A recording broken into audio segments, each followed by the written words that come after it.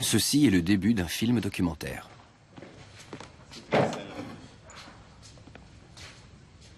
Avant de commencer, arrêtons-nous quelques instants sur la notion de film documentaire. On admet communément qu'un documentaire dépeint la réalité, à la différence d'un film de fiction qui raconte une histoire imaginaire. Cette définition est peut-être exacte, mais elle manque de précision. C'est prêt?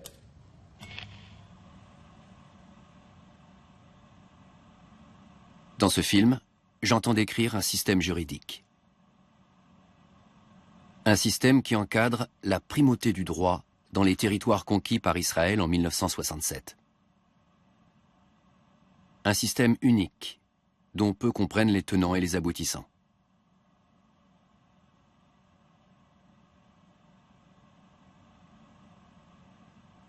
Arrêtons-nous aussi un moment sur la notion de droit.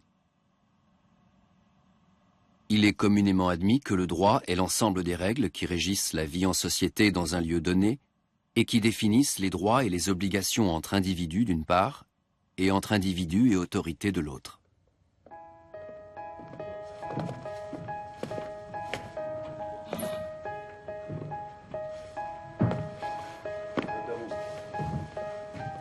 Certaines personnes ont pour mission de veiller à l'application de ce droit qui organise la vie sociale. Des personnes telles que les intervenants de ce film. Il s'agit de magistrats qui ont tous fait partie du parquet militaire israélien. Et ils sont tous israéliens. Ce sont ces officiers de justice et bien d'autres qui ont rédigé, élaboré et mis en œuvre la législation spécifique des territoires occupés.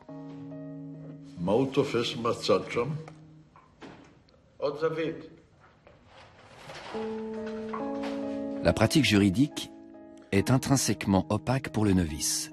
Elle s'exprime dans un langage que la plupart d'entre nous ne maîtrisent pas.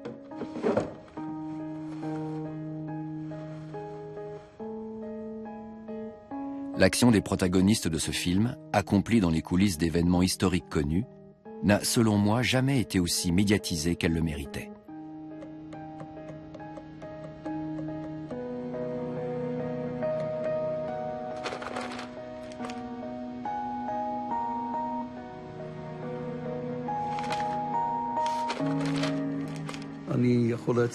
J'ai ici la proclamation numéro 1 qui déclare que Tsahal, l'armée de défense d'Israël, est entrée dans la région et qui exige qu'on respecte la loi.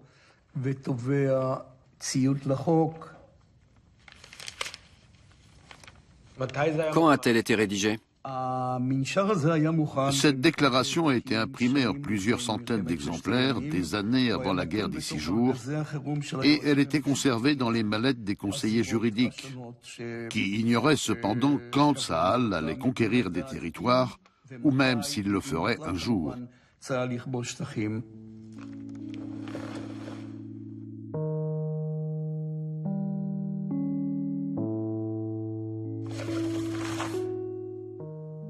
L'histoire du droit dans les territoires commence effectivement avant 1967. Dans les années précédant la guerre des 6 jours, les juristes de Tsahal se sont plongés dans le droit international, le droit de la guerre et les dispositions réglementaires en cas d'occupation de territoires ennemis. À cette époque, l'avocat général Meir Shamgar rédige le manuel du magistrat militaire en territoire occupé. Un fascicule contenant toutes les informations nécessaires aux juristes de l'armée, dans le cas où Tsahal occuperait un territoire dans un pays voisin.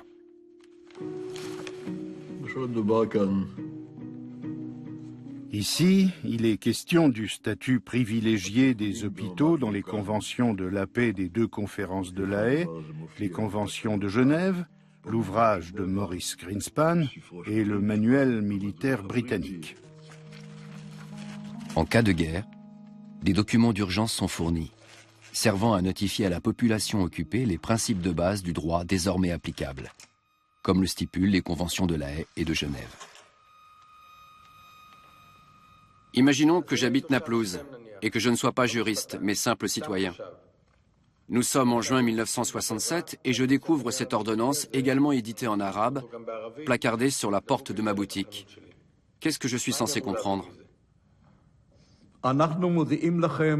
Nous vous informons que la vie va changer, qu'il y a un nouveau gouvernement dans la région dirigé par Tsahal et que c'est à lui qu'il faut obéir.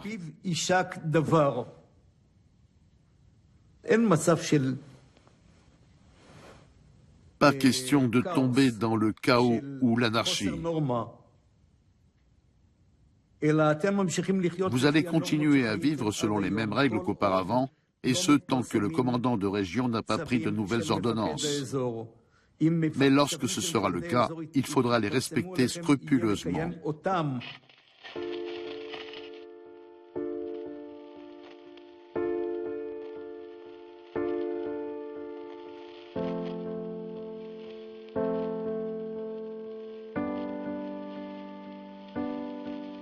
Le droit et la loi, placés sous l'autorité d'un seul peuple, sont alors imposés à un autre peuple. Du jour au lendemain, environ 1 million d'habitants des territoires occupés se voient assujettis à une nouvelle législation. Dans le droit international, l'armée d'occupation est responsable de l'ordre public et du bien-être des habitants de la zone occupée. Les juristes de l'armée sont alors bien décidés à remplir ce contrat. Durant les premières années, ils émettent des centaines d'ordonnances afin de mettre à jour la législation dans tous les domaines où pouvaient subsister imprécisions ou ambiguïtés. Obligations fiscales, services postaux, télécommunications, assurance automobile, responsabilité civile. Il devient nécessaire de refondre les manuels scolaires, de rendre légal le cours de la livre israélienne et d'en déterminer le taux de change, de surveiller et de protéger les terres de l'État occupé, de sauvegarder les sites archéologiques, de garantir la liberté religieuse dans des lieux de culte.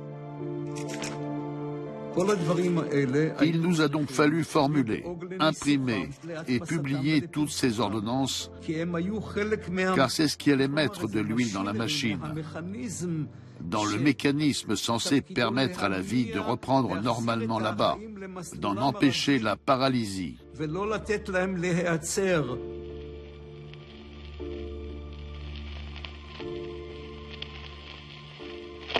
Sur place, c'est à travers leur contact avec le nouveau pouvoir, et non en lisant les ordonnances, que les habitants prennent connaissance des lois.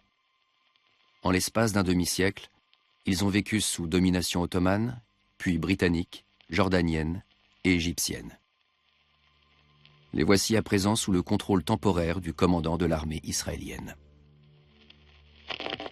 Une ordonnance prise par le commandant régional fait loi. Tout habitant doit s'y conformer sans la discuter. Sinon, il risque d'être traduit devant un tribunal militaire ou un tribunal local selon la nature de l'infraction. Jusqu'à quand ces ordonnances ont-elles été prises? Cela continue encore aujourd'hui. Mais je me pose une question. Pourquoi ne pas appliquer le droit israélien? Ce ne serait pas plus commode plutôt que de promulguer des centaines de nouvelles lois? Pourquoi ne pas simplement appliquer les nôtres? Appliquer la loi israélienne aurait entraîné des conséquences qui n'étaient pas forcément souhaitables. En premier lieu, c'est par exemple le signe que vous avez l'intention d'annexer la région. Ensuite, cela contraint à accorder automatiquement la nationalité israélienne à toute la population. Parce que si vous leur appliquez notre législation, tout le monde devient citoyen israélien. La loi ne peut pas avoir cours dans une région sans s'appliquer dans le même temps à ses habitants.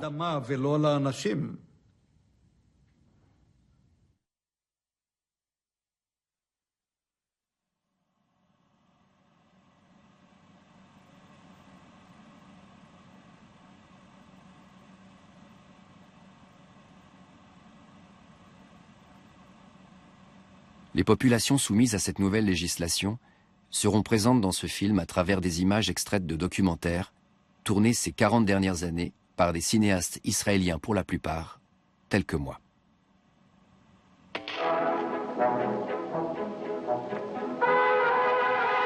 שר הביטחון משה דיין, ייבדל לחיים ארוכים, ערך סיור בחוף ימה של נתניה. הוא בא לראות מקרוב כיצד מבלים תושבי השטחים את זמנם בשפת הים. השר שוחח עם הערבים שהיו בשפת הים, התעניין במעשיהם ושאל למקומות מוצאם. מספר הנשפטים בבתי הדין הצבאיים שבעזה הוא רב, ומספר גדול של פסקי דין מוצאים מדי יום ביומו. Dans tous ces films d'actualité, le narrateur expose les faits et leur contexte. L'individu est filmé dans son propre rôle. Et le spectateur juge cette réalité telle qu'elle lui est présentée.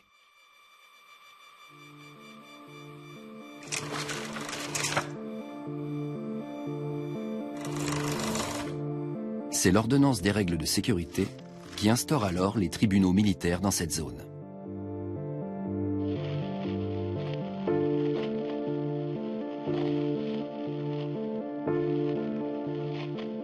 Selon cette ordonnance, les juges doivent être au nombre de 3, appartenir à Tsahal, et au moins l'un d'eux doit avoir une formation de juriste. Le commandant militaire peut nommer procureur qui il veut. Le prévenu, lui, a le droit d'être défendu par l'avocat de son choix. Les débats se déroulent en hébreu, mais un soldat est présent pour assurer la traduction en arabe. Tous les propos sont retranscrits.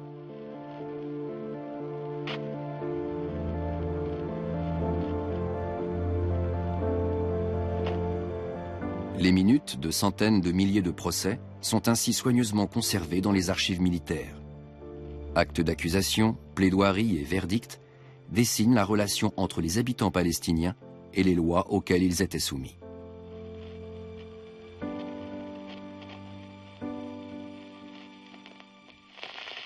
Je suis arrivé en Judée-Samarie en 1967. Au début, les habitants étaient tous en état de choc. Ils ne comprenaient pas ce qui se passait.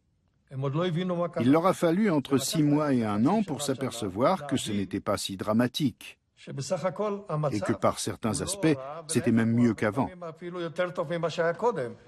Quelles affaires aviez-vous en charge? À l'origine, surtout des troubles de l'ordre public, manifestations, slogans injurieux, incitations à la haine, coups et blessures, tentatives d'attentats sur des établissements publics. Ça, c'était au début. Par la suite, c'est devenu bien plus grave.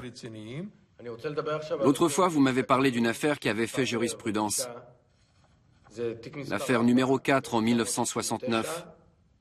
Le parquet militaire que vous représentiez contre Omar Mahmoud Qassem et 8 autres accusés. בד בבד עם פעולות כוחות צה"ל, נערך בבית הדין הצבאי ברמאללה משפטה של חוליה גדולה מאנשי אל-פתח שנלכדו, ועימם תוכניות וחומרי חבלה אשר נועדו לפיצוץ נמל התעופה לוד לפני כשנה.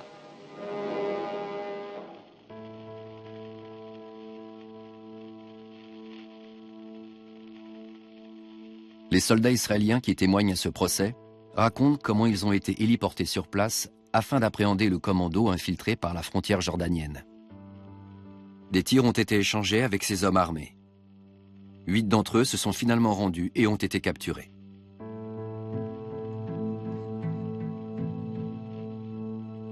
Au début du procès, le chef du commando prend la parole et s'adresse à la cour. « Je suis né à Jérusalem, déclare-t-il, et j'ai quitté le pays après la guerre.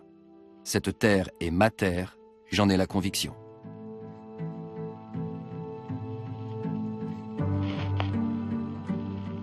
Les pièces contenues dans le dossier révèlent qu'Omar Qassem a quitté le pays en 1967, à une époque où beaucoup fuyaient la région par crainte des événements à venir.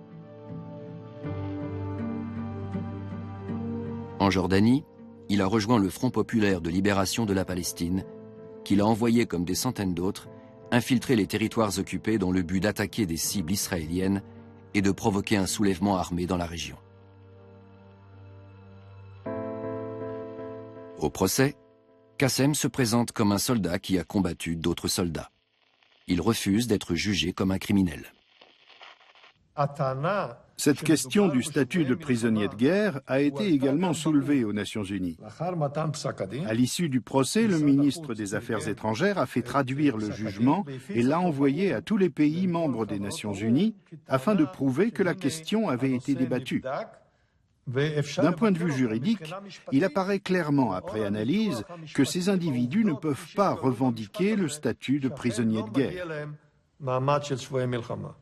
وهي معسكرات خاصة لتدريب كتائب من مختلف فئات الشعب الفلسطيني يصبح الشعب الفلسطيني بأكثريته الساحقة قادرا على الاشتراك في المعركة القادمة جنبا إلى جنب. Aujourd'hui, la différenciation entre combattants et terroristes est profondément ancrée dans notre discours politique et législatif. Mais à la fin des années 60, inscrire clairement cette distinction dans la législation semble nécessaire. Le jugement d'Omar Qassem est l'un des premiers textes juridiques soulevant le problème de la légitimité de la lutte palestinienne contre Israël. Dans son arrêt, le juge Aboulafia reconnaît que la Convention de Genève accorde effectivement un statut particulier aux combattants légitimes, qui peuvent faire partie d'organisations de libération. Pour se voir accorder ce statut, explique le juge, les combattants doivent remplir les critères énumérés dans la Convention, et surtout combattre selon les règles du droit international de la guerre.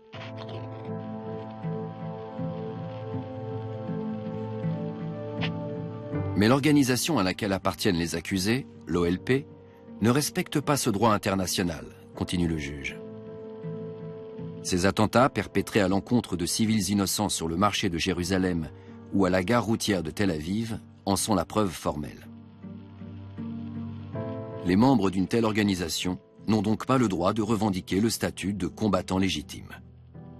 Le droit international, ajoute-t-il, n'a pas pour vocation de protéger les terroristes et les criminels. Tous les accusés ont été condamnés à la perpétuité pour infiltration armée, détention d'armes à feu et appartenance à une organisation illégale. J'aimerais que vous précisiez quelle est, selon vous, la différence entre eux et nous. Entre eux et nos soldats, je veux dire. Eux ne respectent pas les lois et coutumes de la guerre. Ces accusés-là. Ces accusés-là et aussi... Mais même si leur groupe était armé, ils n'ont pas attaqué de civils. Ils se sont battus contre des soldats de Tsahal. Pourquoi ne remplissent-ils pas les critères de la Convention de Genève? Ils appartiennent à une organisation terroriste qui ne respecte pas le droit de la guerre, qui prend pour cible des civils. Quiconque bafoue la distinction fondamentale entre combattants et non-combattants viole automatiquement le droit de la guerre. Je vois. À propos des individus qui ont été poursuivis, j'aimerais évoquer une autre affaire. Il est encore question d'infiltration. Mais cette fois-ci, c'est une mère de 5 enfants qui a été traduite en justice. Elle était accusée d'avoir fourni de la nourriture, du pain et des sardines, d'après l'acte d'accusation, à un groupe d'infiltrés qui se cachaient dans des grottes près de son village, Bet Fadjar. Affaire numéro 2046 en 1976. Le procureur militaire contre Arifa Ibrahim.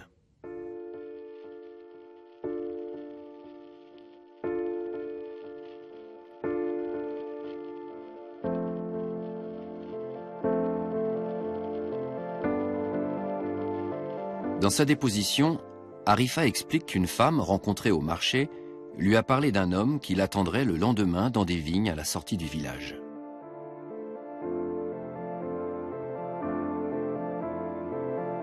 Arifa avait compris qu'il était entré illégalement par la Jordanie et qu'il se cachait pour échapper aux autorités. Elle a pensé qu'il devait avoir faim et soif.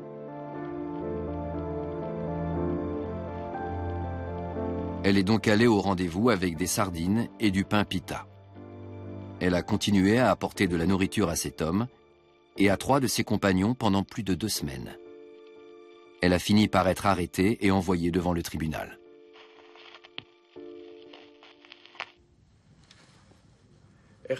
Comment les autorités ont-elles su pour le pain pita?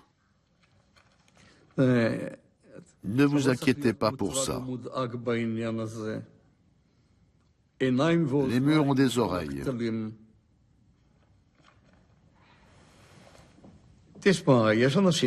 Nous disposons d'indicateurs. L'information parvient jusqu'au service général de la sécurité, le Shin Bet, qui prévient le procureur militaire.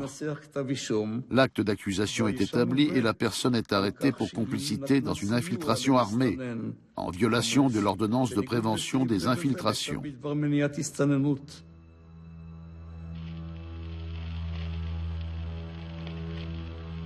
D'après son avocat, Arifa Ibrahim ne peut être puni pour avoir porté secours à une personne en détresse, même s'il s'agit d'un infiltré recherché par les autorités.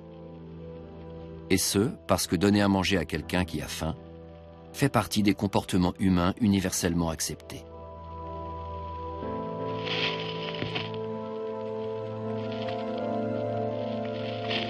Le juge Or réfute l'argument de l'avocat.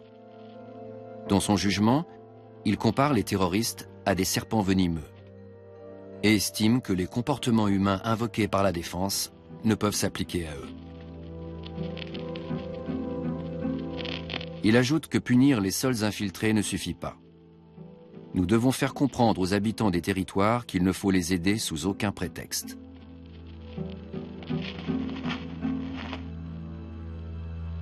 La seule et unique manière d'y parvenir est de convaincre la population locale que coopérer avec ces individus peut coûter très cher. En conséquence, le juge condamnera la prévenue à 1 an et demi de prison ferme.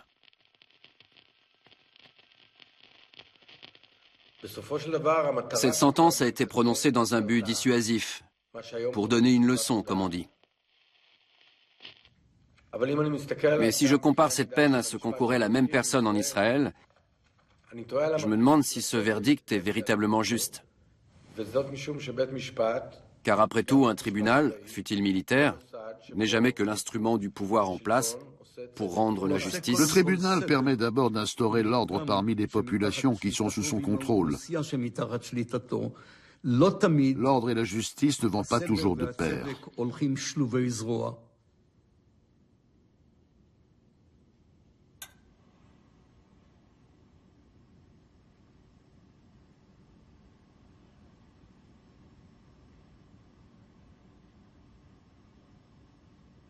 Puisque j'examine cette affaire, l'équité voudrait que j'aille poser des questions à l'accusée, Arifa Ibrahim.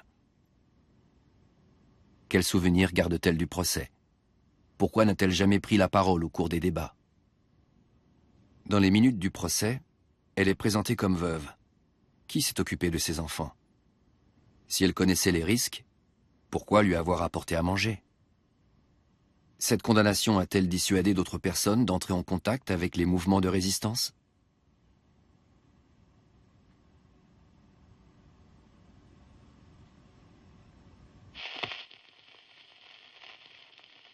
Il s'avère qu'Arifa Ibrahim vit toujours à Beth Fadjar. L'équité voudrait que j'aille l'interviewer au lieu de me contenter de déclarations extraites de son procès, lues sur des images de Palestiniennes tournées à la même époque.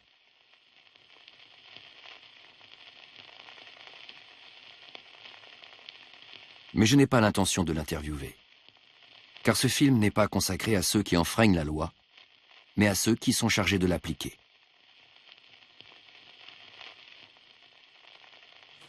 On dirait quand on commencera? Oui, je vais vous poser des questions que m'ont inspiré à la fois nos conversations et certaines de mes lectures.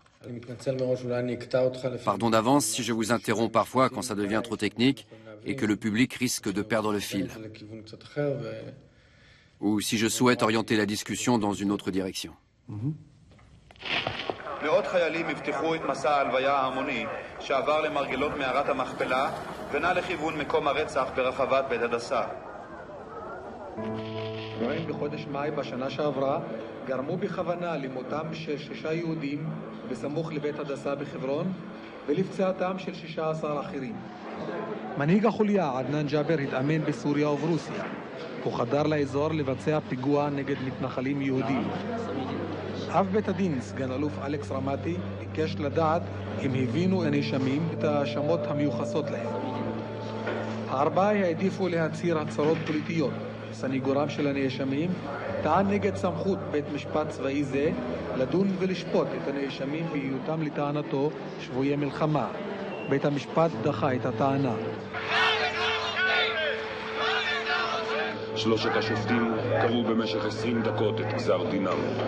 הנאשמים הם חיות אדם, אמרו השופטים, אין בהם צלם אנוש, זה היה רצח מתוכנן, יש להגיב עליו בחומרה. שניים מן השופטים קבעו גזר דין מוות. השופט השלישי לעומתם קבע מאסר עולם. על פי החוק הסבירו השופטים, רק בהחלטה פה אחד ניתן להטיל עונש מוות, ולכן עונשם של המחבלים יהיה מאסר עולם. באולם הייתה דממה, בחוץ נשמעה התגובה. C'est très émouvant. C'est tout, c'est fini. J'en ai des souvenirs. Je me rappelle de tout ça. Mais je n'avais jamais vu ça comme ça. Aviez-vous voté pour la peine de mort?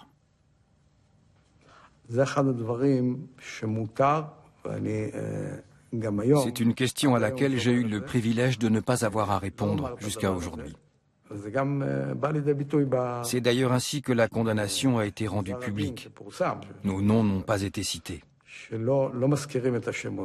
Ce n'est pas comme dans les tribunaux en Israël, où chaque juge doit faire part de sa décision, qui est consignée à côté de son nom. Condamner ou non quelqu'un à mort, ce n'est pas une décision facile à vivre.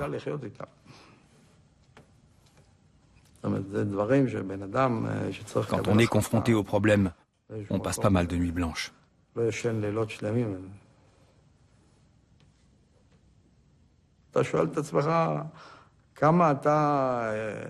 On se demande combien d'autres vies humaines on peut sauver si on prononce la peine de mort qui est autorisée par les ordonnances militaires.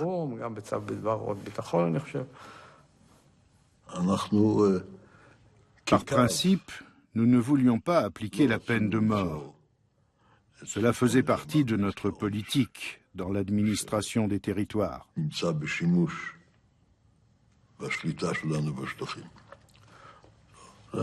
Avions-nous raison ou tort? Aux historiens d'en décider. Ce sont en tout cas les instructions que nous donnions.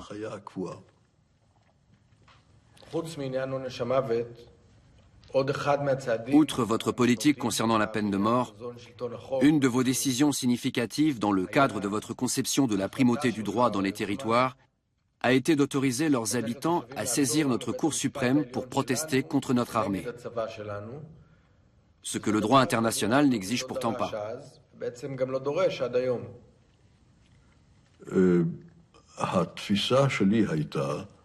J'ai considéré qu'il était souhaitable d'autoriser une surveillance du comportement de l'armée dans une région exclusivement soumise à son autorité. Une surveillance qui ne soit pas militaire ni gouvernementale, mais qui dépende du pouvoir judiciaire.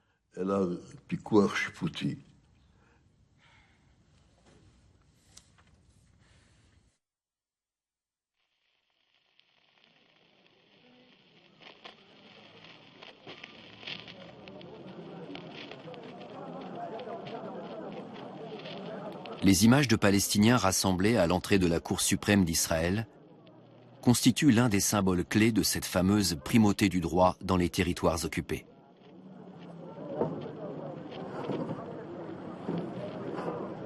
La Cour suprême d'Israël est la première de l'histoire à relever un tel défi.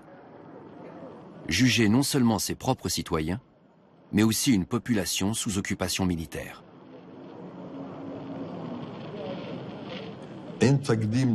C'est sans précédent.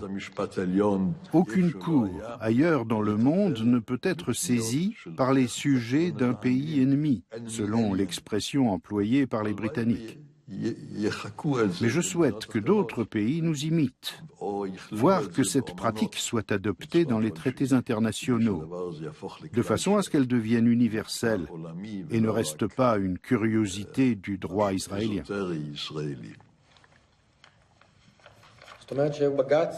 Autrement dit, si nécessaire, la Cour suprême peut s'ériger en défenseur d'une population face à l'armée. Vous êtes d'accord avec cette définition? Si nécessaire, elle peut s'interposer entre les habitants du territoire occupé et les militaires. Peut-être pouvez-vous développer? Non, c'est inutile. Votre définition est correcte. La Cour est l'autorité suprême qui détermine ce qui est permis et ce qui ne l'est pas.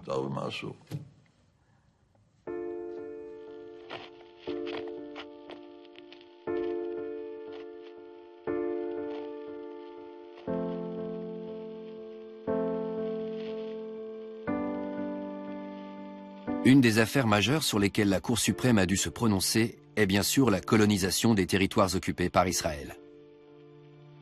En 1967, des citoyens israéliens commencent à s'installer dans les territoires, en arguant que la colonisation fait partie des commandements de la Torah. Parallèlement, l'article 49 de la Convention de Genève interdit à la puissance occupante de procéder au transfert d'une partie de sa propre population civile dans le territoire occupé.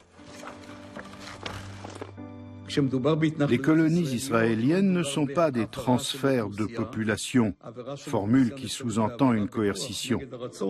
En l'occurrence, ces personnes ont elles-mêmes décidé de s'installer en Cisjordanie, de leur plein gré.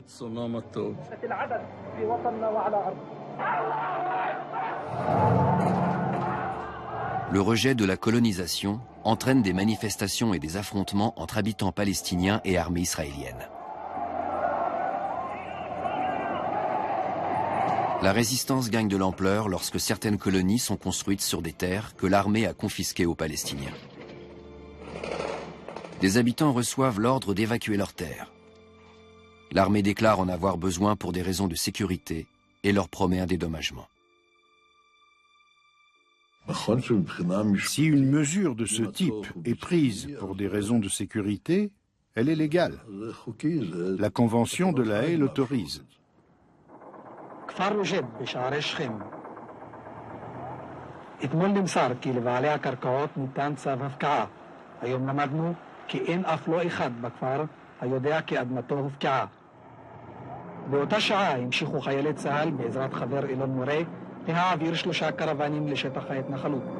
הכל מתנהל כאן במהירות, אולי בגלל השבת המתקרבת, ואולי כדי לבסס את היישוב החדש בשומרון.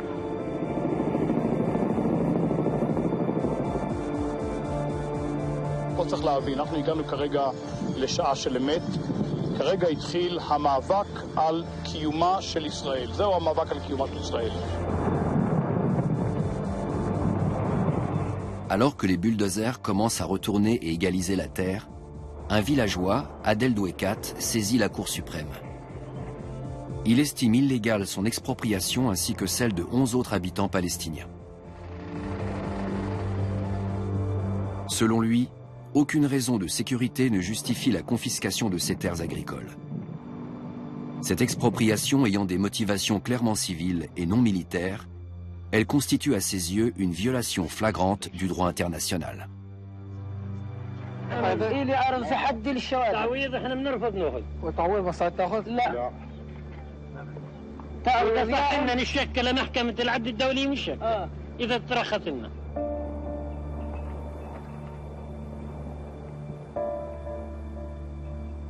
L'arrêt de la Cour suprême est prononcé plusieurs mois après l'expropriation des villageois, alors que la colonie d'Elon Morey est déjà sortie de terre. La justice confirme que la législation internationale autorise la confiscation temporaire de terres privées pour des raisons de sécurité. Cependant, elle ajoute que la sécurité ne peut, dans le cas présent, justifier cette confiscation, visiblement motivée par un projet d'implantation civile. Dès lors, un tel mobile ne peut légitimer une expropriation en territoire occupé.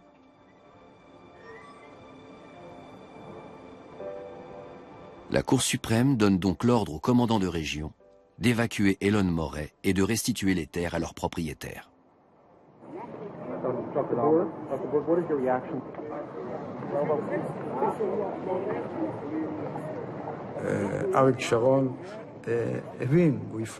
Ariel Sharon a compris qu'il ne pourrait rien faire. L'arrêt de la Cour suprême devrait absolument être respecté. Alors, en l'espace de quelques minutes, il a convoqué tout le monde pour qu'on lui fasse des suggestions.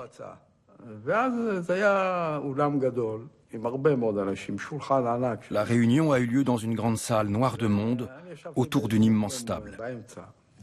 J'étais assis quelque part au milieu.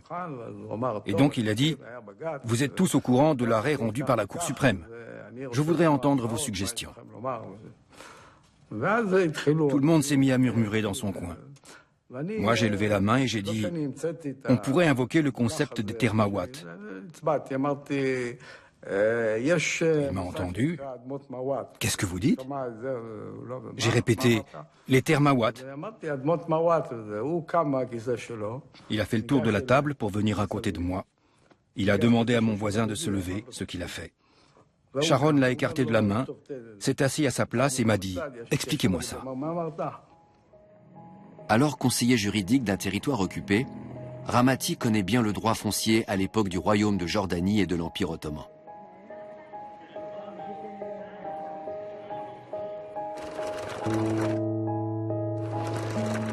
Il explique à Sharon que dans le droit ottoman du 19e siècle, il existe une notion particulière, celle des terres mawat, ou terres mortes. Il s'agit de terres devant être situées suffisamment loin des villages, d'où l'on ne peut entendre le chant du coq.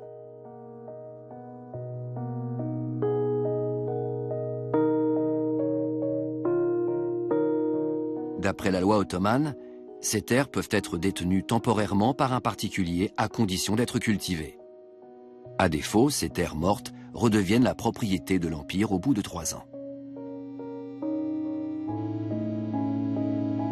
Or, d'un point de vue juridique, c'est désormais au commandant de la région qu'échoient les compétences de l'Empire.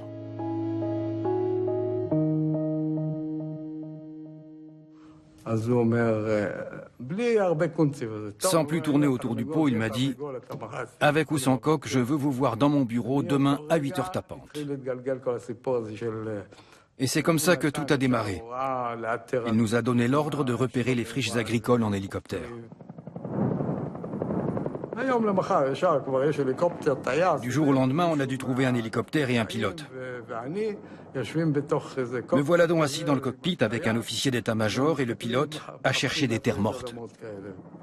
On a parcouru pas mal de kilomètres et on a fini par trouver un lieu adéquat. C'était où? Là où se trouvait Lon Moré aujourd'hui.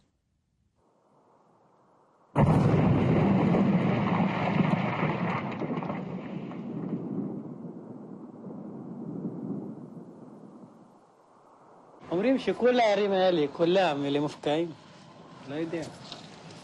אבל גם אומרים שלא היו שייכות לאף אחד. כל אחד שייכת לו האדמה שלו. זה לא יכול להיות שהאדמה אלא מישהו שיטפל בו. אתם לא עובדים שם? עובדים בשביל לקבל פרנסה, כסף, לחיות. Mais alors que les travaux s'accélèrent dans les nouvelles colonies, la Cour suprême est à nouveau saisie. Cette fois par des villageois de Tarkoumiyeh, près d'Hébron. Des centaines d'hectares viennent en effet d'être nationalisés aux alentours.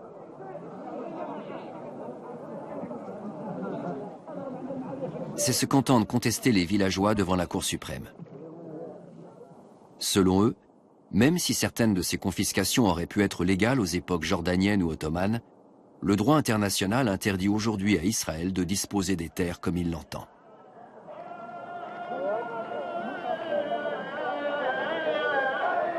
En charge du dossier, le juge Meir Shamgar, nommé à la Cour suprême en 1975.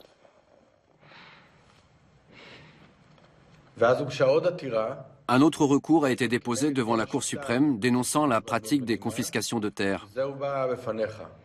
C'est à vous qu'il a été soumis, par un certain Fadel al-Nazar. Vous vous en souvenez? Non.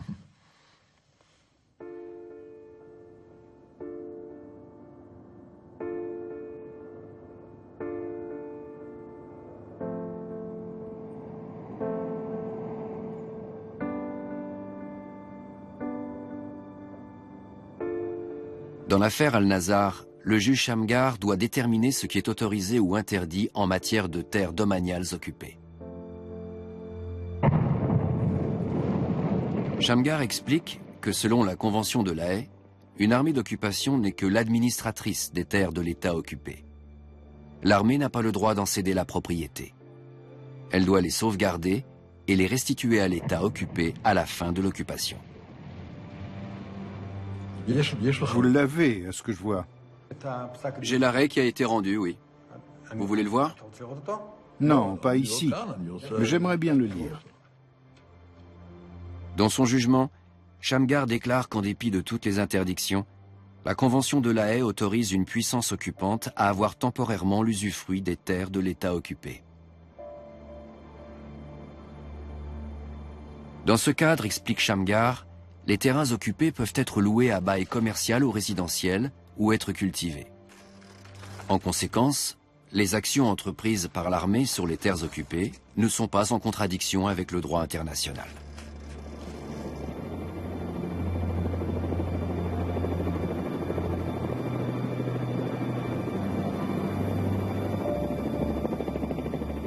Aujourd'hui, près d'un demi-million d'Israéliens vivent dans les territoires conquis en 1967. La plupart d'entre eux habitent des colonies implantées sur des milliers d'hectares, déclarées terres domaniales par le chef militaire. Terres domaniales israéliennes. Revenons à votre fameuse trouvaille juridique, cette résurrection du droit foncier ottoman. Une simple mesure qui a eu un impact historique majeur.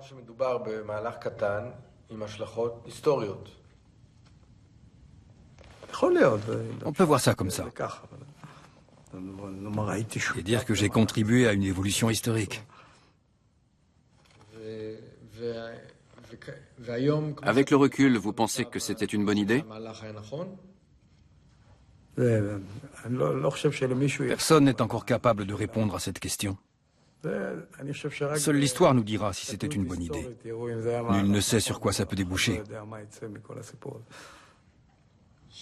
On le saura quand? C'est-à-dire? Quand est-ce qu'on aura le recul suffisant? Je ne sais pas. Certainement pas l'an prochain. Dans pas mal de temps. L'implantation d'un demi-million de colons dans des zones sous contrôle israélien, découlant en partie d'un certain nombre d'arrêts de la Cour suprême, c'est aujourd'hui une réalité politique. Écoutez, je ne crois pas que ce soit lié aux arrêts de la Cour suprême. Rien n'indique que ce phénomène est directement lié aux mesures prises par la Cour. C'est un phénomène politique autonome, sans rapport avec la Cour.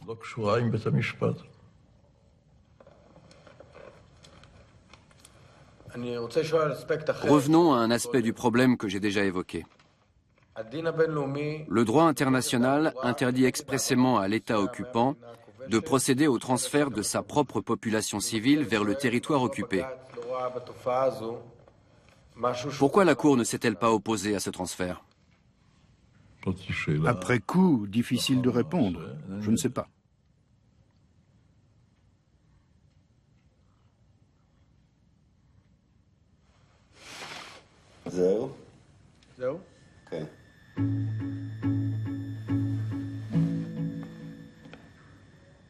Le juge Shamgar ne voit aucun rapport entre les arrêts de la Cour suprême et les implantations israéliennes dans les territoires occupés.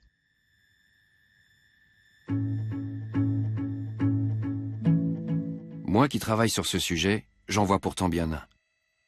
Et j'entends présenter ces décisions et les événements qui en découlent comme je les comprends. Parce que dans ce film, je montre la réalité telle que moi je la vois.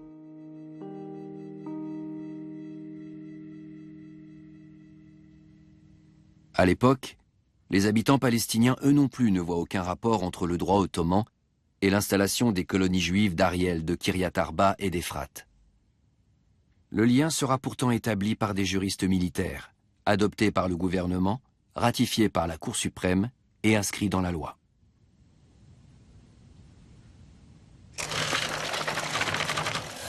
Ordonnance interdisant la propagande hostile. Ordonnance sur le permis de port d'armes. Sur la protection de la nature.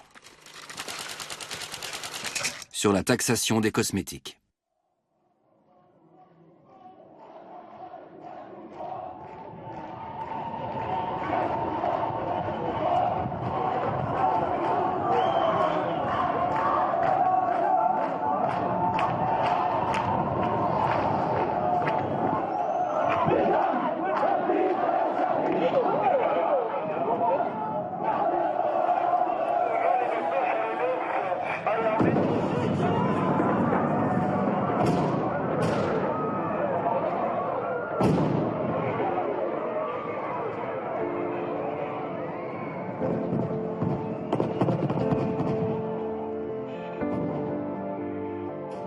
En décembre 1987, la première intifada ou guerre des pierres éclate dans les territoires occupés.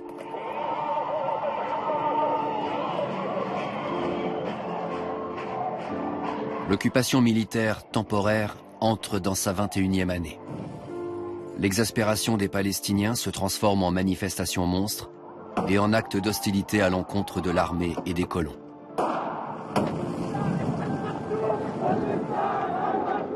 La population locale en paie les conséquences au prix fort. Mais l'intifada a le mérite d'attirer l'attention de la communauté internationale. Le monde entier observe la réaction de la seule démocratie du Moyen-Orient face à un soulèvement populaire.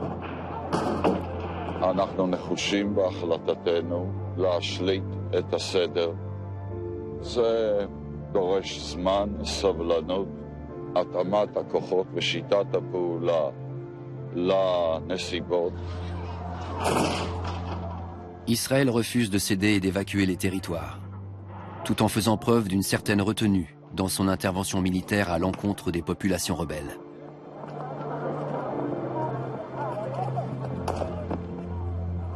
Son but, tenter d'obliger une fois de plus les Palestiniens à respecter la loi. Derrière les images familières de l'intifada, une nouvelle génération de juristes militaires œuvre dans l'ombre.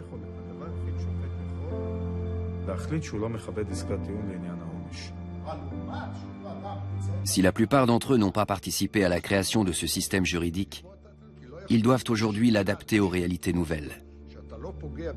À eux d'imposer la loi aux populations locales tout en garantissant une justice équitable.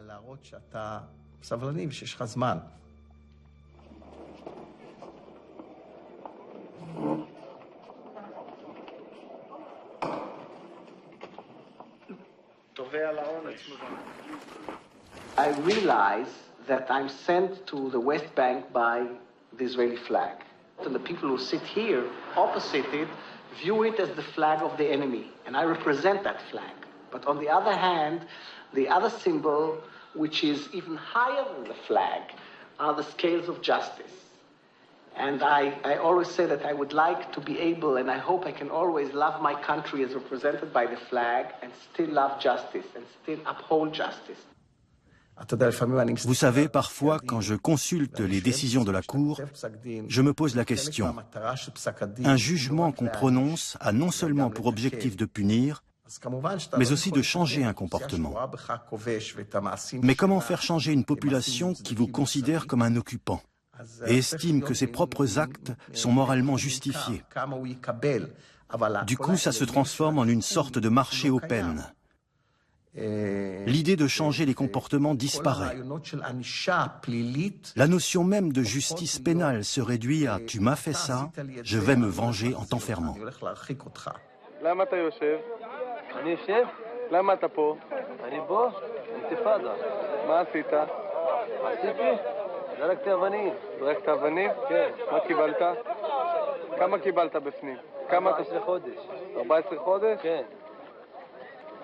אני בו? כן. אני פלסטין באינתיפאדה. מה עשית? מה עשית? עשית כרוזים כתבת על הכל. כתבת על קירות וכרוזים? כן. ומה קיבלת על זה? אני 2.5. 2.5? כן. למה אתה פה? מה עשית? כלום. כלום? באמת. אני צודק. באמת כלום? באמת כלום. אז מה אמרו לך כשהכניסו אותך? מה אמרו לך שעשית? אמרו, אתה עשית זה משהו לא טוב. מה? כן, לקחת משהו באוטו שלך. כי הוא היה זורק אבנים, הוא משים את ככה, דברים כזה. אמרתי, באמת לא. זה משהו היה. כמה נתנו לך? מה נתנו לך? 6 חודשים וחצי, ב-500 שקל. Ça me rappelle l'histoire du petit garçon hollandais qui met son doigt pour boucher un trou dans une digue, mais qui n'empêche pas la fissure de grossir. Là, c'était un peu pareil. Vous traitiez 20 affaires et on vous annonçait qu'il y avait 200 autres arrestations derrière. Au début de l'intifada, le système était à bout de course.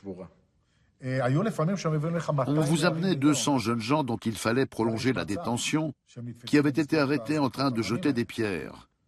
Les procès s'enchaînaient non-stop tous les jours. Tu as jeté des pierres, oui ou non? Nous finissions par être épuisés et nous demandions du renfort, réclamions d'autres juges. Malgré tout, la machine n'arrivait plus à tourner. Nous nous retrouvions pris entre deux feux. D'un côté, nous étions censés faciliter la tâche des forces armées en leur proposant des solutions, par exemple sur le choix des armes. À l'époque, ils avaient des balles en plastique ou en caoutchouc. Mais de l'autre, nous devions aussi protéger les droits des habitants des territoires. Eux n'avaient pas de droit civil à proprement parler. Ils n'avaient pas la nationalité israélienne, suisse ou américaine. Mais ils étaient là. C'étaient des êtres humains et nous les traitions comme tels.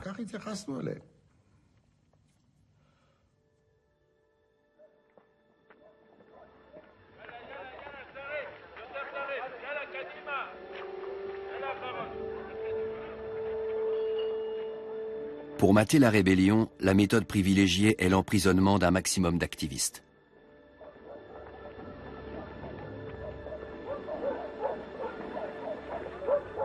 Au cours de l'intifada, plus de 50 000 arrestations auront lieu. Certains Palestiniens seront arrêtés plusieurs fois.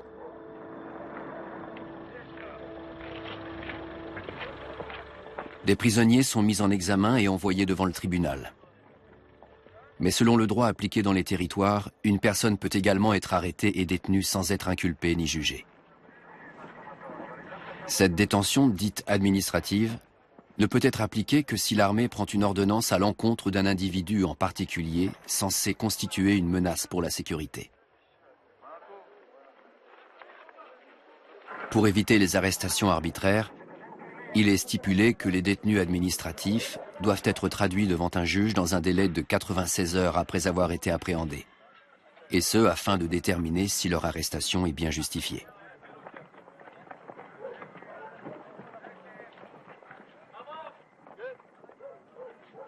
Au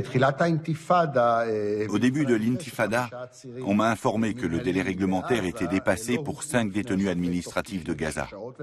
Ils étaient en prison depuis plus d'une semaine sans avoir été présentés à un juge. Qu'est-ce qu'on fait d'eux? Ma réponse a été simple, relâchez-les. On m'a rétorqué, quoi? En pleine intifada? À Gaza, la tension est à son comble et vous les libérez. J'ai répondu, pas moi, c'est dans la loi. Quiconque n'a pas été présenté devant un juge dans les 96 heures doit être relâché. Après bien des discussions enflammées, ils ont finalement été libérés comme la loi le voulait et en accord avec les ordonnances. Et c'est là que j'ai pris conscience qu'une situation critique pouvait exiger qu'on change la loi. Ça veut dire quoi changer la loi? J'imagine des débats parlementaires. Non. Modifier la législation des territoires ne nécessite pas 3 lectures au Parlement, car elle s'appuie principalement sur des ordonnances délivrées par les commandants de région. L'ordonnance en question a donc été amendée, plusieurs fois même. En gros, primo, il est devenu facultatif de présenter le prisonnier devant un juge, sauf à sa demande expresse. Et secondo, le délai de 96 heures a été supprimé. Ainsi, le système a pu continuer à fonctionner. Un contrôle subsistait, mais il devenait moins strict. C'est un bon exemple qui montre comment le pouvoir judiciaire est capable et a le devoir de prêter main forte à l'armée en trouvant des solutions adéquates.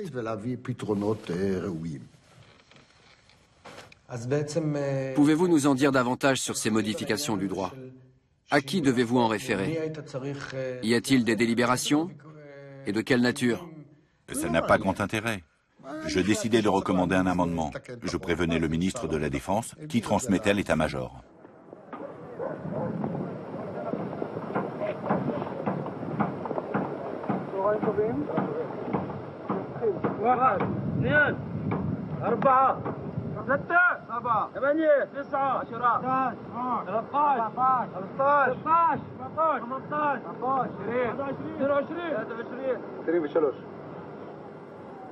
Sans le contrôle systématique de chaque détention administrative, les arrestations deviennent plus faciles.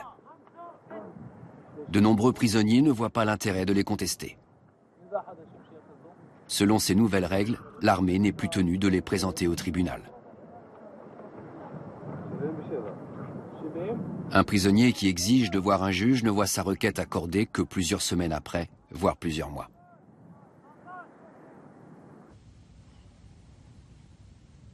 Marwan Hassan Mahmoudi Mamadi Afana.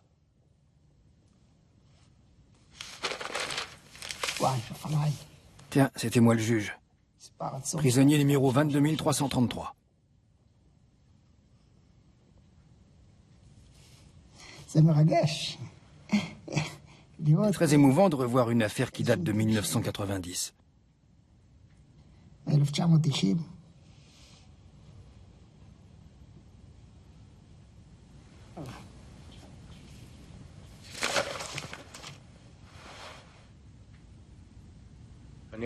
Je vais vous lire ce que déclare le prisonnier en page 2.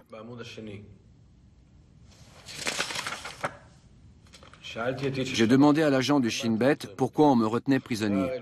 Je n'ai rien avoué. Je suis marié et j'ai 3 enfants. Je travaillais en Israël à Rehovot quand j'ai été arrêté. J'avais le numéro de téléphone de mon employeur sur moi. L'avocat du prisonnier exige que soit divulgué tout ou partie des preuves qui l'incriminent pour pouvoir répondre à ces accusations. Le procureur refuse. Les documents sont confidentiels et leur publication mettrait en péril la sécurité de la zone. C'est à vous de décider. Primo, ce Marwan doit-il rester en prison? Secondo, les documents l'incriminant doivent-ils être divulgués? Vous voulez bien lire votre décision?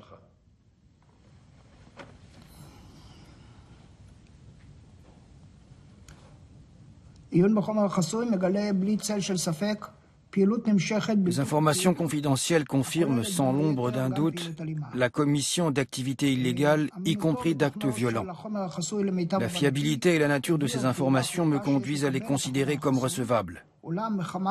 Cependant, pour protéger leurs sources et ne pas compromettre la sécurité du public et de la région, les éléments contenus dans le dossier confidentiel ne seront pas divulgués. On vous soumet des informations émanant de ce qu'on appelle une source. Un indicateur, c'est ça? Et vous demandez au prisonnier, que répondez-vous aux accusations de cette personne?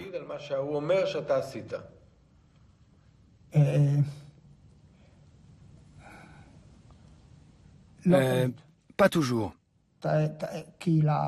Le prisonnier n'en a qu'un résumé. On ne lui montre pas les documents qui l'accusent. C'est une façon de préserver nos sources. Laissez-moi vous donner un exemple.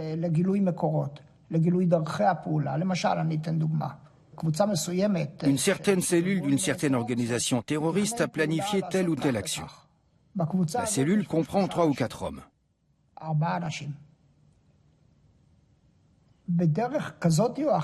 Si on lui montre les preuves qui l'accusent, le prisonnier arrivera facilement à retrouver où ça s'est passé et qui était présent, et donc à identifier la source.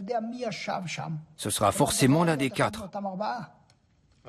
Ces fameuses sources, vous les convoquez comme témoins?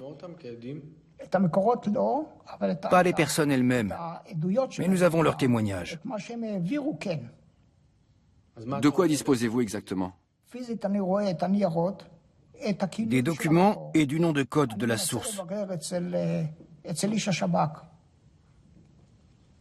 Je peux aussi demander le concours d'un agent du Shin Bet s'il y a quelque chose qui m'échappe dans un témoignage ou si je veux avoir confirmation de la fiabilité de la source.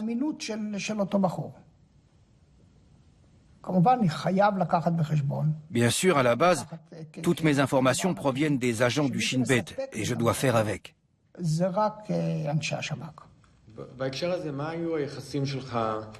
Dans ce contexte, quels étaient vos rapports avec les agents du Shin Bet qui témoignaient devant vous? Remettiez-vous parfois en cause leur fiabilité? Et dans ce cas, pour quelles raisons? Non. En règle générale, je ne doutais pas de leur témoignage.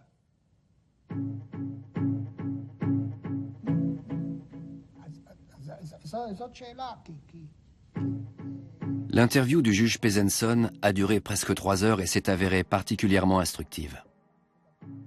Il m'a confié par exemple qu'il s'était porté volontaire pour examiner tous les recours déposés, à la différence de bon nombre de ses collègues qui refusaient cette tâche. C'était le juge qui quittait le camp de détention en dernier le soir, car il tenait à lire soigneusement tous les dossiers.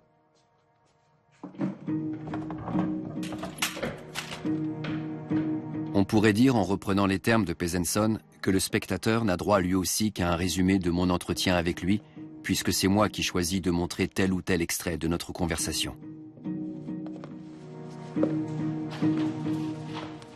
Le spectateur ne peut demander à Pezenson ce qu'il pense du montage que j'ai effectué.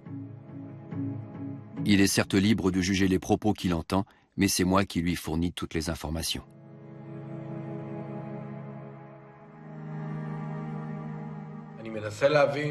J'essaie de comprendre à quel moment de la procédure vous êtes indépendant du Shin Bet. Dites-moi précisément... Au moment où je choisis de suivre l'avis du Shin Bet ou de prendre une décision qui ne va pas dans son sens.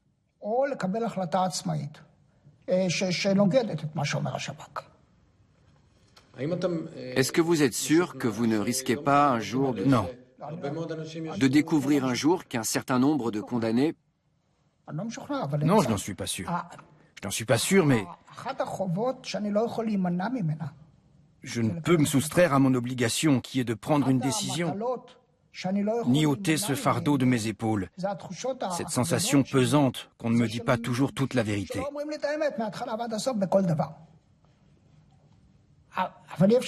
Mais hélas, je suis dans l'obligation de trancher. Et si je prends une mauvaise décision, je sais que quelqu'un peut en mourir. Que peut faire un juge qui est saisi dans une affaire de détention administrative? Le juge a trois solutions. Primo, confirmer l'ordonnance telle qu'elle.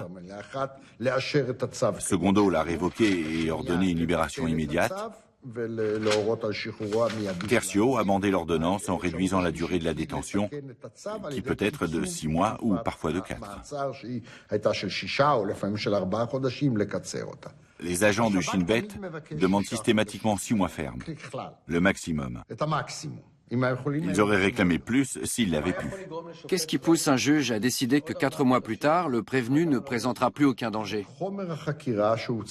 Les éléments dans le dossier, comme je l'ai déjà dit, s'ils montrent que l'individu ne constituera plus une menace. Mais ça vous semble plausible que quelqu'un cesse d'être dangereux au bout de 4 mois? Autrement dit, vous pensez à quoi bon le présenter devant un juge? Pourquoi on jouera ce petit jeu? Je me pose la question. N'était-ce pas finalement une façon de vous refiler le bébé à vous tous, les magistrats? Il fallait faire quelque chose qui ne puisse pas être contesté, donc le mieux était de passer par une solution juridique. Pas du tout. Je ne suis pas d'accord.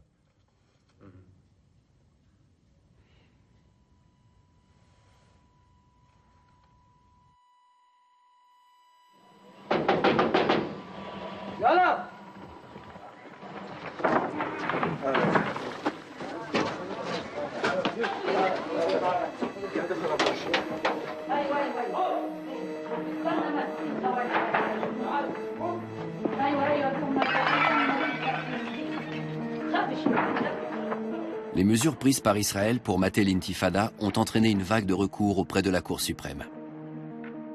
Ces recours et des milliers d'autres déposés depuis soulèvent plus que des questions juridiques. Ils montrent de quelle façon la Cour suprême, toujours prompte à défendre les libertés fondamentales en Israël, a traité celles des habitants des territoires occupés. À de multiples reprises, la Cour suprême a examiné le problème de la démolition des maisons d'habitants suspectées d'actes hostiles envers les Israéliens. Une politique censée avoir un effet dissuasif auprès des populations.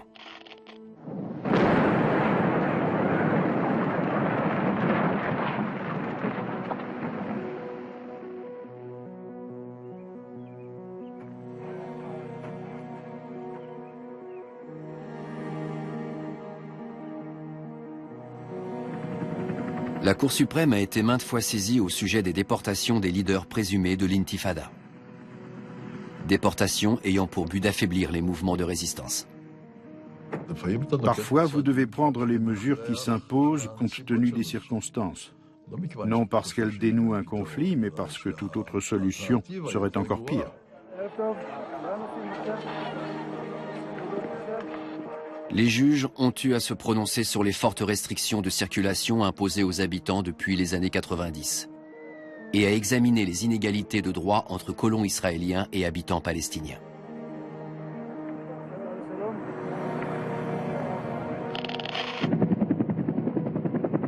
Ces 10 dernières années, la Cour suprême a été sollicitée pour mettre un terme aux assassinats ciblés. Ces exécutions sommaires visant les Palestiniens instigateurs ou complices d'actions militaires. Fréquemment, les juges ordonnent à l'armée de faire preuve de retenue avec les populations occupées. Mais il est très rare que la Cour suprême juge illégale une opération militaire que l'armée considère comme motivée par des impératifs de sécurité.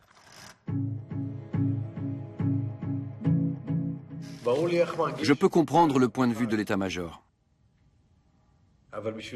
Mais quelle est l'attitude de la justice militaire que vous représentez envers cette institution ? Il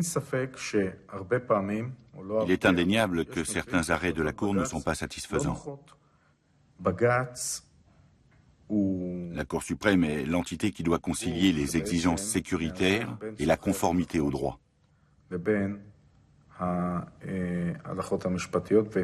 Mais au bout du compte, je crois que la Cour permet d'accorder une légitimité à bon nombre d'opérations militaires. Le fait même que la Cour suprême autorise une action particulière lui confère une légitimité et rend possible son exécution continue dans le cadre des limites posées par la Cour. Dans les années 70 et 80, la Knesset aurait très bien pu voter une loi, constitutionnelle ou non, interdisant à la Cour suprême de prendre en compte les recours déposés par les habitants des territoires. Vous ne croyez pas ? Pourquoi ne l'a-t-elle pas fait ? Ça, il faut le demander aux hommes politiques qui voudraient limiter les pouvoirs de la Cour. Pourquoi ne pas avoir voté une loi ? Parce que dans nombre de cas, la Cour suprême arrange bien les affaires des forces de sécurité. C'est le prix à payer. La Cour suprême interdit souvent des opérations, mais elle en autorise plus souvent encore. Croyez-vous que nous autres Israéliens accepterions un système judiciaire semblable à celui que nous avons mis en place dans les territoires ?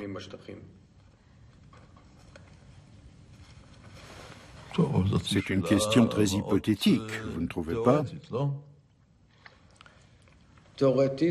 Oui, mais en même temps, c'est une façon peut-être plus concrète de mieux appréhender la réalité. Ce n'est pas faux, mais il n'empêche que ça reste parfaitement hypothétique. Et je ne vois pas pourquoi je me prononcerais sur une situation hypothétique.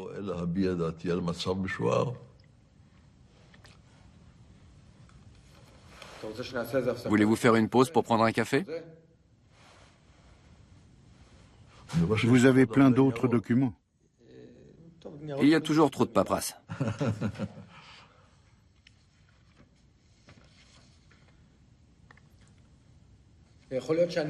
Étant profane dans ce domaine et non juriste, je suis forcément limité dans les questions ou les critiques que je peux formuler.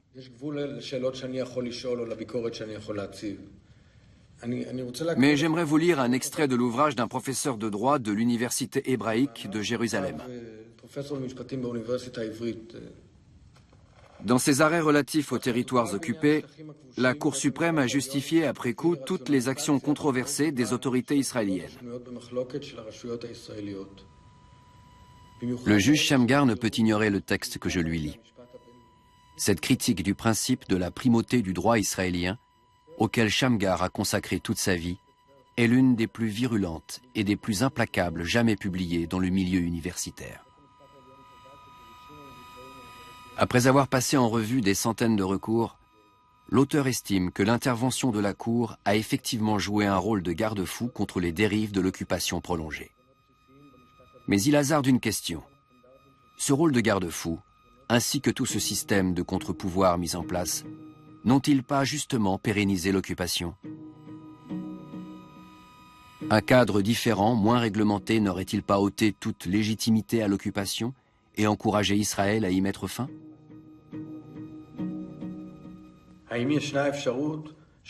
L'absence de contrôle judiciaire n'aurait-elle pas rendu l'occupation plus difficile à accepter par la société israélienne ? Non, je suis en total désaccord. Qu'est-ce que c'est que ces fadaises? Et c'est un juriste universitaire qui parle? Ce serait mieux sans contrôle judiciaire? Quel pays démocratique pourrait accepter ça? Il n'y a qu'en Israël qu'on devient professeur d'université en écrivant de tels livres. Ça va à l'encontre de la primauté du droit? Évidemment, c'est la négation même de ce principe. C'est du léninisme. Lénine a dit un jour, plus ça va mal, mieux ça va. Autrement dit, vive la politique du pire. C'est du léninisme. Mais quiconque d'un peu sensé comprend qu'il vaut mieux prévenir les abus plutôt que de se dire « souhaitons le pire, ça va provoquer un tollé et ils vont tout arrêter ». Enfin, voyons.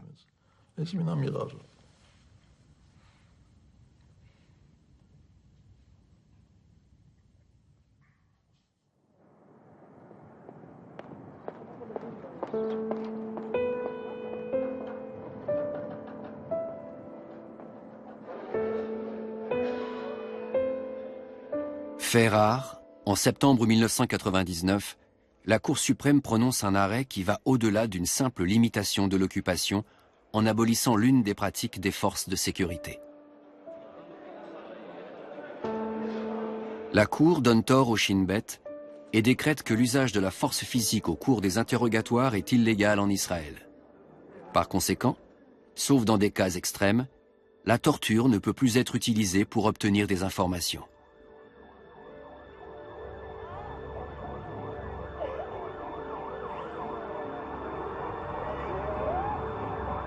La décision intervient au terme d'une décennie au cours de laquelle des Palestiniens des territoires occupés ont mené des attentats suicides dans des villes au cœur même d'Israël. Nombre de voix s'élèveront dans l'opinion israélienne pour accuser la Cour suprême de privilégier les droits de l'homme palestinien au détriment de la sécurité des Israéliens.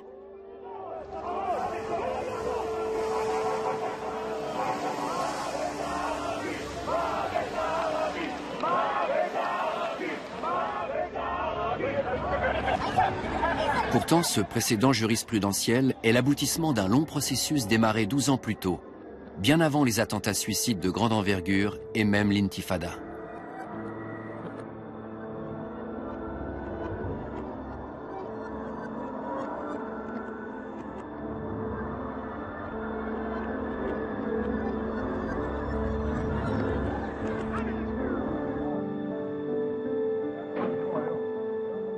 En 1997, une commission gouvernementale enquête sur les méthodes d'interrogatoire du Shin Bet. La commission découvre que le Shin Bet a utilisé diverses formes de torture dans ses interrogatoires depuis le début de l'occupation.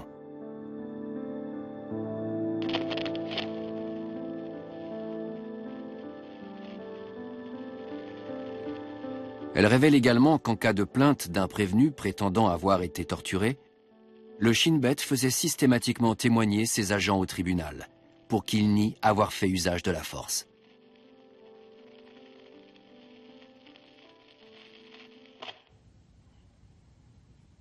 Mais la commission affirme que les juges qui entendaient leurs faux témoignages n'étaient pas au courant de ces méthodes.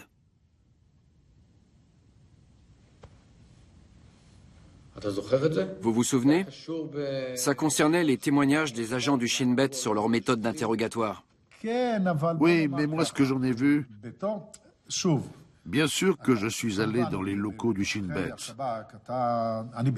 On ne m'en a jamais empêché.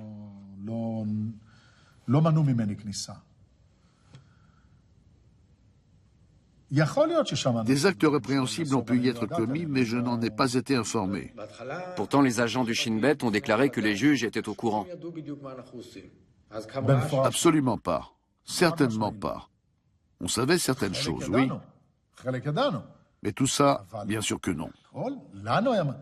Est-ce qu'ils ont laissé un juge entrer dans une salle d'interrogatoire? Jamais, je peux vous l'affirmer. Les juges n'ont donc jamais vu les salles d'interrogatoire? Pas une seule. Nous n'avons jamais assisté à un interrogatoire et nous ne connaissions pas leur méthode. Je me souviens d'une affaire où le prévenu s'est plaint d'avoir été battu. Le procureur a assigné à comparaître le médecin qui le soignait en prison, un Palestinien. Il s'est planté là, devant nous, tout tremblant. Nous lui avons demandé dans quel état il avait trouvé le prisonnier à son arrivée, et si les ecchymoses étaient récentes ou plus anciennes. J'ai bien vu qu'il était au bord des larmes. Au bord des larmes? Parce qu'il savait quelle réponse on attendait de lui. Or, il se souvenait de ce qu'il avait vu. Donc c'était douloureux pour lui. Je n'ai jamais assisté à un interrogatoire à proprement parler, mais j'ai vu dans quel état était ce qu'on interrogeait. Mais pas pendant l'interrogatoire lui-même. Et ils étaient comment? Pas beau à voir. Mais on ne savait pas ce qu'il leur faisait. D'ailleurs, j'ignore quelle est la bonne méthode pour interroger. Que saviez-vous au juste de ces interrogatoires? Je ne veux pas rentrer là-dedans. Je pense que ça ne sert à rien.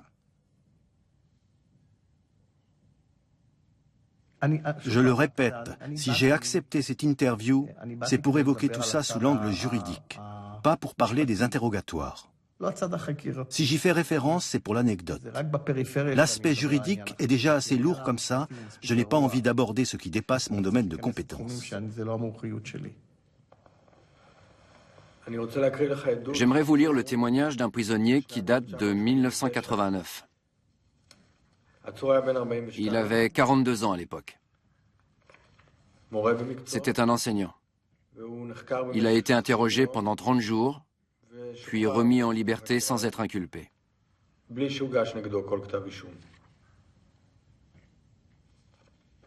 Il a ôté le sac de ma tête et je me suis retrouvé dans une pièce avec un homme d'une trentaine d'années. Il m'a posé quelques questions générales et personnelles. Puis m'a énoncé les 4 chefs d'accusation retenus contre moi. Appartenance au djihad islamique, prosélytisme, commerce d'armes et participation à des actions violentes. Je les ai tous contestés et je lui ai demandé de m'en apporter les preuves.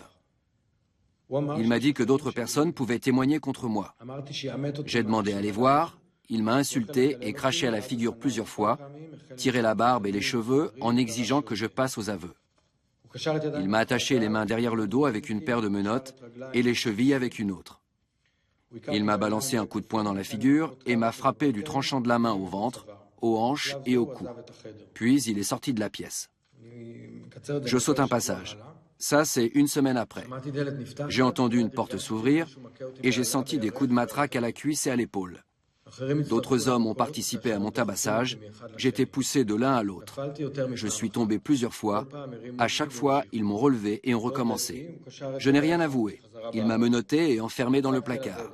J'ai tambouriné à la porte. Il m'a demandé « Qu'est-ce que tu veux ?» « Sortir », lui ai-je dit. Il a ouvert, m'a frappé au visage et à la tête et a refermé la porte. Ils m'ont baissé le pantalon et m'ont jeté sur le sol face contre terre.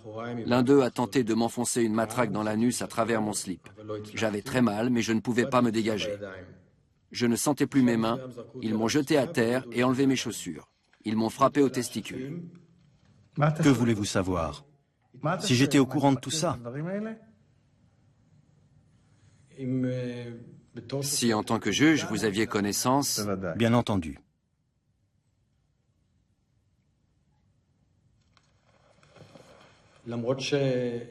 Pourtant, la commission d'enquête a déclaré dans son rapport que les juges ne savaient pas tout ça. J'étais au courant.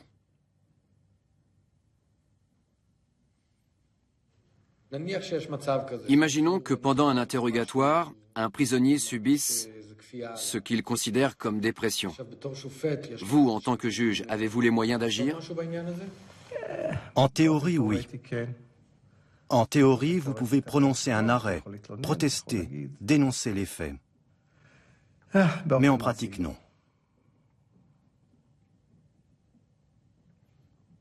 Un juge est au service d'un système, et c'est très difficile de faire abstraction de ce système. Vous êtes en uniforme, vous représentez Tsahal et aussi une part importante de la société israélienne. qui a une opinion bien arrêtée sur qui nous sommes, nous, et qui ils sont, eux. C'est dur de se défaire de ça.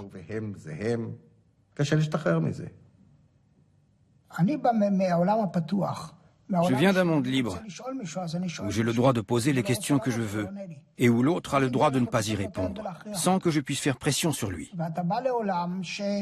Là, vous arrivez dans un monde conçu pour parer à toutes les éventualités. Un monde où demain, ceux d'en face peuvent venir vous tuer. Quel monde?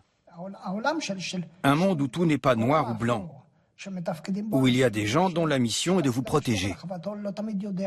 Vous ne savez pas forcément ce qu'ils font ni comment. Ils sont toujours à la limite de la légalité. Mais qui? Je ne vous suis plus. Il y a certaines personnes dont le travail consiste à vous protéger, pour que vous puissiez être assis en face de moi, comme en ce moment, ou aller au cinéma ce soir sans recevoir de bombes, ni être tué ou abattu dans la rue. La question c'est, cela change-t-il votre comportement? Est-ce que ça influe sur vos décisions? Vous faites comment? D'abord, je fais confiance aux gens. Je pars de ce principe. Confiance à l'enquêteur ou au prisonnier? Quand un prisonnier me raconte ce qu'on lui a fait, je suis plutôt méfiant, parce qu'il défend ses propres intérêts. Je crois en priorité le représentant de l'autorité.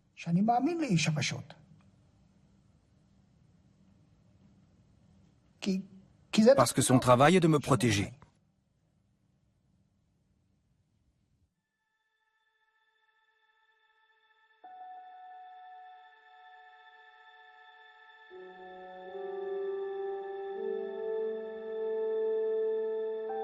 D'après le juge Pezenson, certains hommes doivent en interroger d'autres pour me permettre d'aller au cinéma le soir, ou de faire une interview avec lui.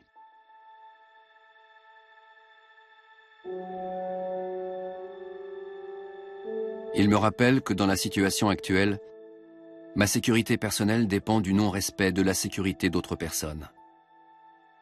Que ma liberté ne peut être préservée que si leur liberté est niée. Que le tournage de ce film et sa diffusion ont lieu sous la protection des autorités qui garantissent notre sécurité et notre liberté.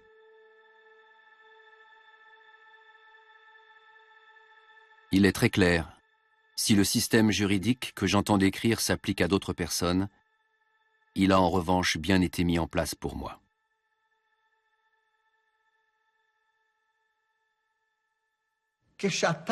Un juge militaire ne représente pas que la justice.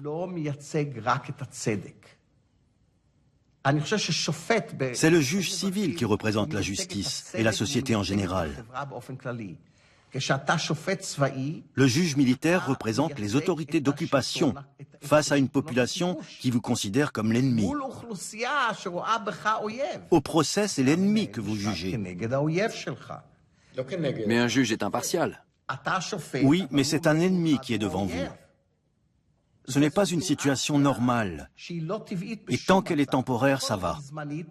Mais quand elle dure depuis 40 ans, comment le système peut-il fonctionner? Comment peut-il être juste?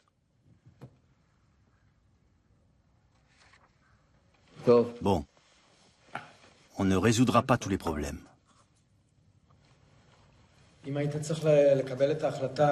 Si c'était à refaire,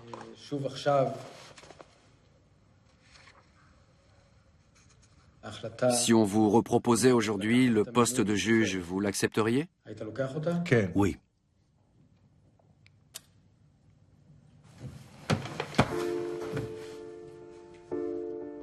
Arrêtons-nous. On arrête? Voilà, j'ai répondu à vos questions. Vous ne tirerez rien de plus de moi. J'ai fait de mon mieux.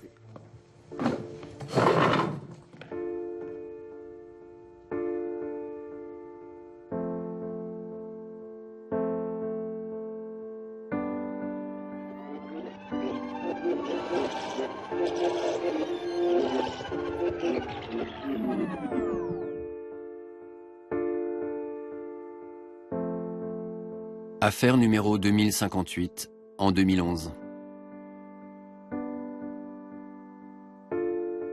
Le procureur militaire contre Bassem Tamimi. L'accusé s'adresse à la cour. Monsieur le juge, je suis né l'année où a commencé l'occupation.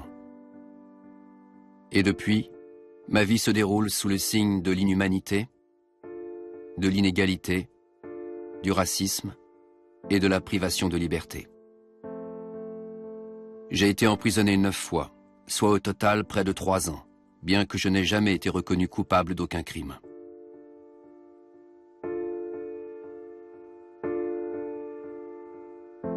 Au cours de l'une de mes détentions, je suis devenu paralysé après avoir été torturé. Mon épouse a été emprisonnée, mes enfants blessés, mes terres confisquées, et ma maison est à présent promise à la démolition.